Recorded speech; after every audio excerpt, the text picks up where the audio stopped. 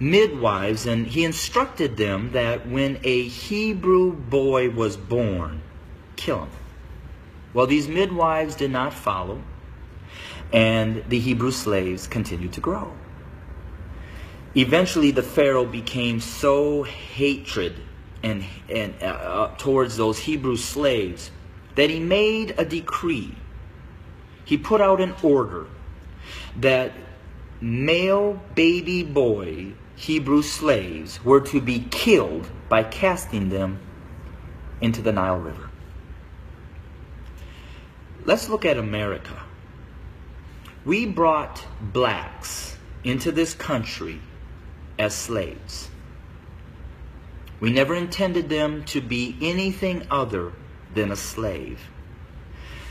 But they began to grow in number and in power, and eventually they fought their way to some freedom. So we became even more cruel, and to keep our black Americans down, we lynched. But yet they rose. So then we used the welfare system, the criminal justice system, to keep them down, to contain them, to destroy them. But yet they rose, and they're rising. Then we built prisons and jails to hold them. Yet they rose. And so now we are doing exactly what the Pharaoh did at the end, sending out a decree: kill them. So until we admit that when we wrote this Constitution that all men are created equal, that we never intended to include our black brothers and sisters, our nation may end up facing exactly what the Egyptians faced when they refused to let God's people go. So I'm going to say this to my white fellow Americans, that the bloodshed that is on its way is not on the hands of our fellow black Americans, but is on our hands. We are the ones that are refusing to let God's people go.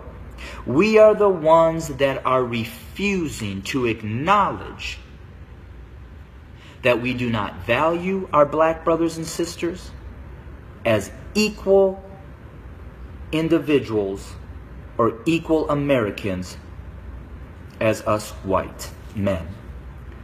And to my black brothers and sisters, the racial issues, as I've said, have been there from the very foundation. But why do we see it more? Because there's a shifting. See, us white men have been at the head since the foundation. But we've had a black president. And you know, we've done everything in our power to keep him from really changing things. Now we have another minority rising to the top, a white female. What does that say? Those of us who are white men who have been at the head are now starting to see and fear that we are going to become the tail. And we know what we've done to you. And so now we're fearful that you're going to do to us what we have done to you. But I will say this. I've lived in a black community for 23 years. I've never been treated the way that this country has treated my black Americans. So I call out my white Americans to say we better heed, repent, acknowledge, and change. Because if we don't, I just want to again say this. The bloodshed that we will experience is on our hands, not the hands of our fellow black Americans. I welcome your comments. I welcome your feedback. Hit me up on Facebook or go to my webpage at www.studio2911.org. Again, that's studio2911.org. I don't necessarily know the answer, except for us white Americans need to repent, acknowledge the lies that we have taught, acknowledge our value system of equality. It is not here, and it does not include our black brothers and sisters. And we need to change, and we need to change now. Thanks for your time. Bless you. All right, I just walked in the door from work and I want to say a few things. Amy Cooper lost her job, as she should have.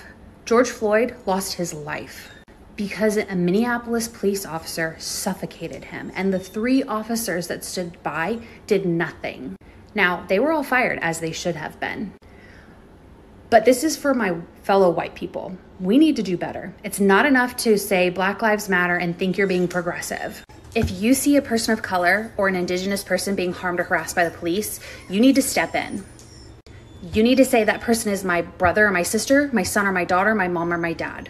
Because if I can use my white privilege for a cop for 4 seconds to look up and see my white skin and say, hey, that's my family member, and that's what it takes for them to pause, and that pause saves that person's life, that is a good use of your privilege.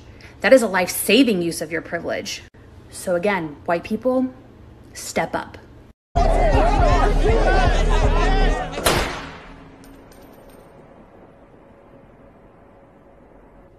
You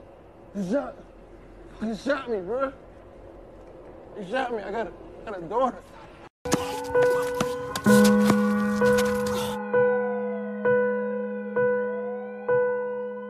Damn, I don't understand it. My life was changed in minutes. These niggas out here tripping. Instant to see me winning. This world is full of hatred. People take life for granted. Let's stop these senseless killing. White death must be my sentence. Yeah, man, I don't understand it. Baby, it's hard for me. Why did you take him away from me? But my baby is finally free.